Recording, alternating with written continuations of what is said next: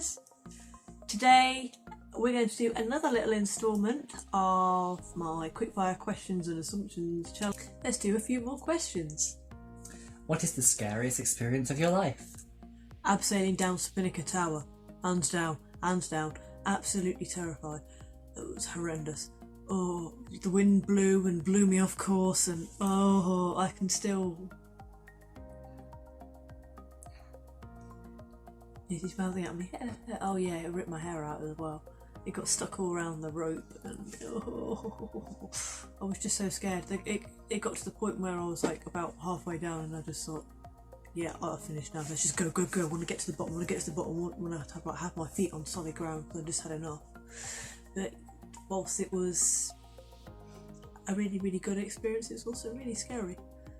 And I think there's another one that's on equal par with that, but in a bad way. Was when somebody crashed into my car and I was terrified, and it made a right big mess and scarred me for life, and having to learn how to drive it again after that, after I hadn't driven for so many months. It was just awful. It made me terrified to drive on the roads for ages. It's horrible. Getting behind the wheel of a car for the first time on an open road, even though it wasn't like a busy road, it was just terrifying, nerve-wracking, and my leg was just going up and down. What was the worst day of your life? I thought I touched on it before. The day somebody crashed into my car. The day started out alright, but then after that crash happened just after 2 o'clock, I'll remember that day forever. Like, literally etched into my memory, and it was just horrendous. The collision itself wasn't too bad, it was damage only. Very lucky, particularly with the speed the other driver was going at. My poor car took the full brunt of the crash basically, and protected me and my mum. But the stuff that followed, all the issues with the insurance company, the issues with the ombudsman, it was just absolutely horrendous. And 2 years on, I still haven't gotten to the end of this insurance claim. So that was the worst day of my life, basically. What about the best day of your life? I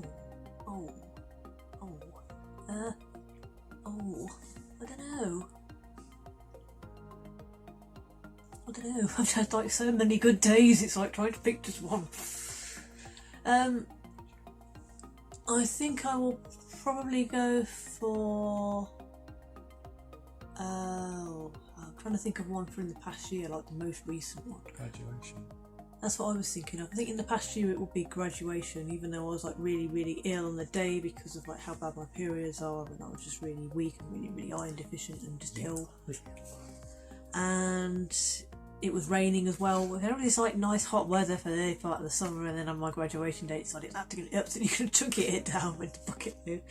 But yeah, graduation, getting to walk across the stage in my nice shiny blue dress with all the glittery stars on it, and just think, yes, I've worked for this, I've accomplished this, I've done something that's like going to be a benefit to the world of my research, and yes. What is your proudest moment? Graduation.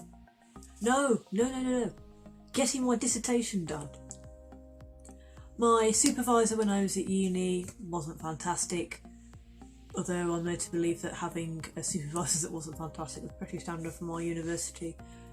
However, my supervisor sort of decided that she didn't want me to research the subject that I wanted to do because she didn't know anything about it, and it was the case of, right, okay, fine.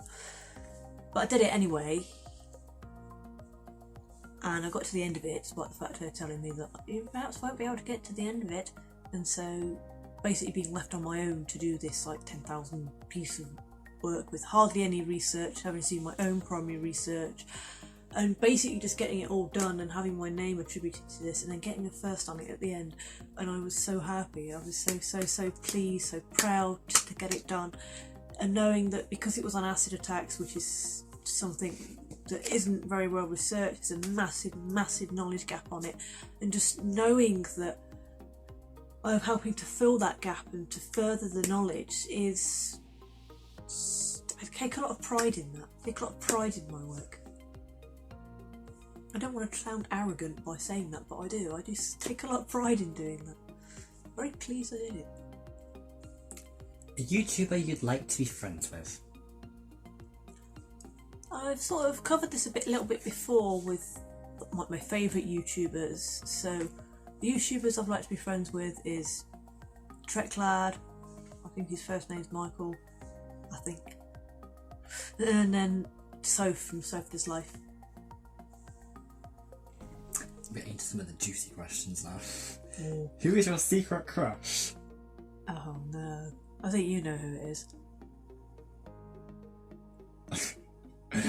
I think you probably do from the amount of time I talk about him.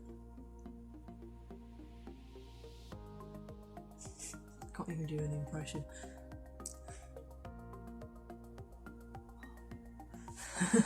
But yeah, I do have a secret crush. I'm not telling you who it is.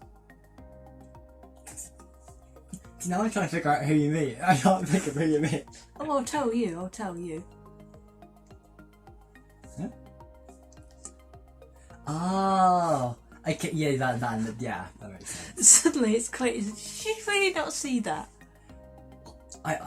It passed my brain. I've got limited brain cells at the moment.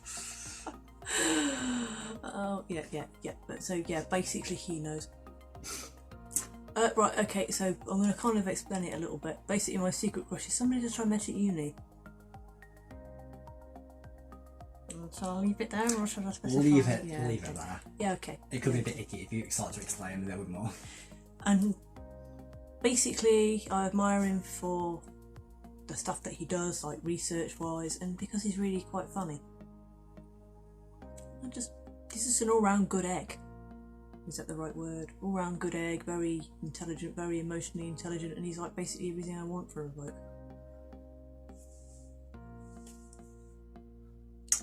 Same. So yeah, secret crush. Yeah, but shh, not telling you his name.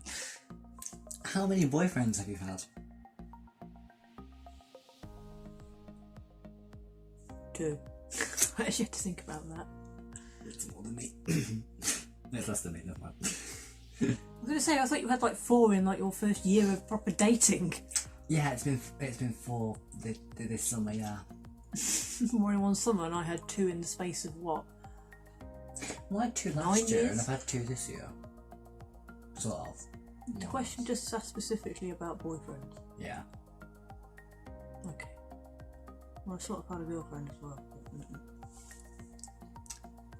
We are an accepting community. Sort of. That's why I had to ask. Ever cheated? Nope. Been cheated on? Yes. But I've never actually cheated on anybody. I wouldn't do that to somebody, it's just makes me sad, really. I've known people that have been cheated on myself, and it just makes you feel like really, really inadequate and worthless. Would you like children? What would I like them, or do I you like do you want children? them? I want them. I don't know. I'm not great with kids. Honest answer, I'm not great with kids. There'll be people jumping up and down, like in the viewers, going, "Oh yeah, but the whole point of like your society is so that women have children." Yeah, I know, but I don't know. Open to the idea, but I guess the answer is not right now. Do I want kids?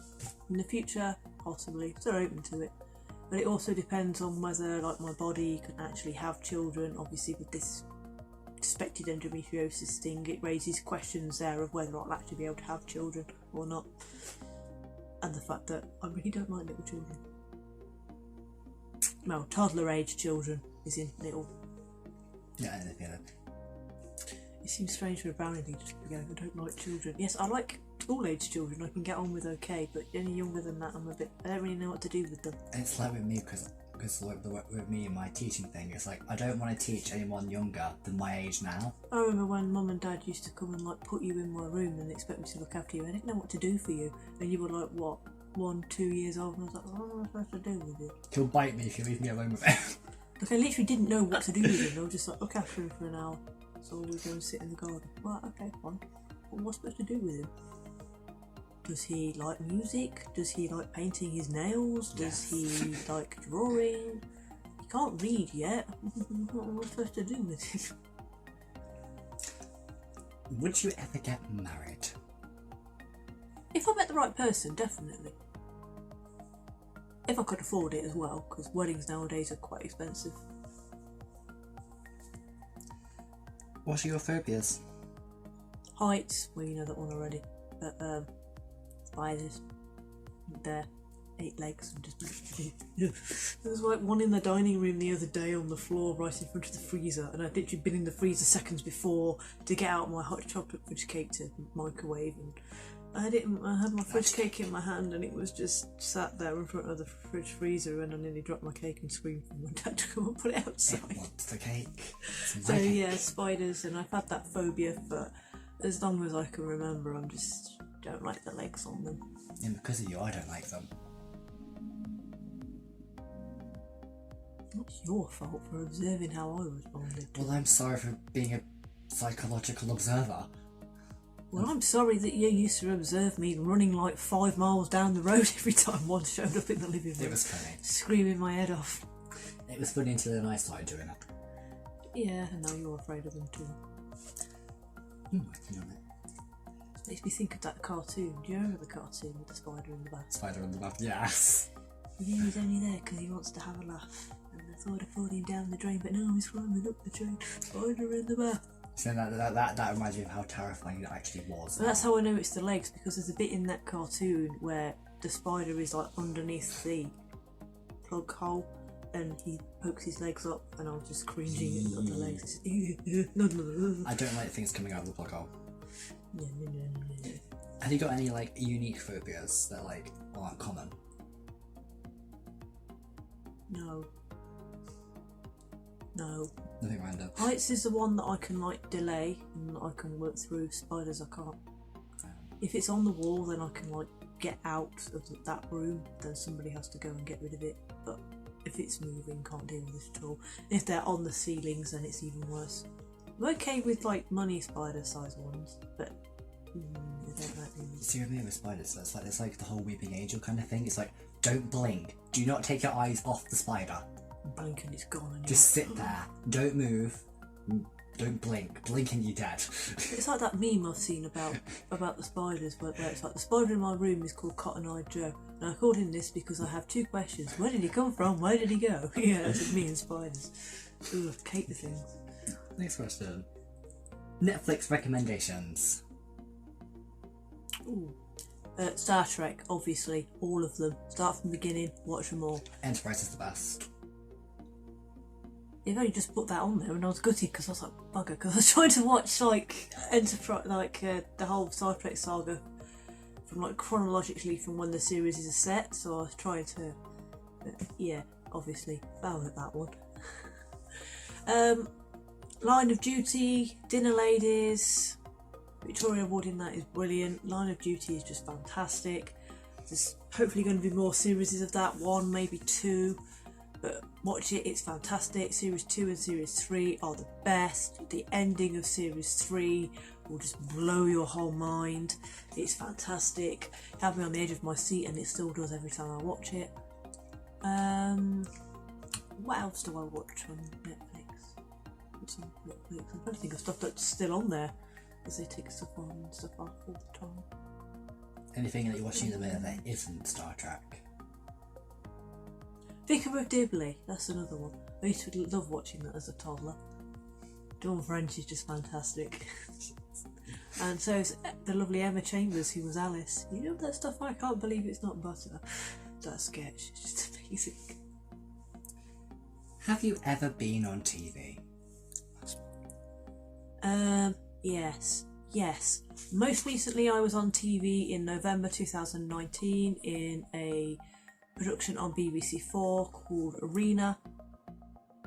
What was the title of the Arena? Everything Changes. Yes, Everything Changes, and it was about George Eliot. I'm in it for like a whole split second, just crossing my arms and looking out across a series of allotments that was filmed at the back of my house. So, yeah, okay. I'm in that for all of about 5 seconds.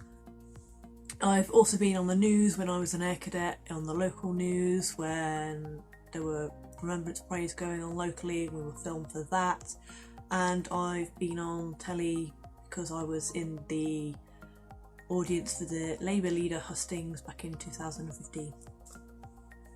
That's the end of this video. Thank you to everybody that's taken part and sent in questions on my Twitter and on my Facebook and on my Instagram. I really hope you enjoyed getting some answers to some of your questions and assumptions. I hope you know a little bit more about me now as well, and you found out kind of what I'm like as a person. So if you like this video, don't forget to give me a thumbs up. Don't forget to say hi in the comments, and if you'd like to see more of this kind of thing and have more of a window into my weird and wonderful world, don't forget to click subscribe. See you soon. Bye.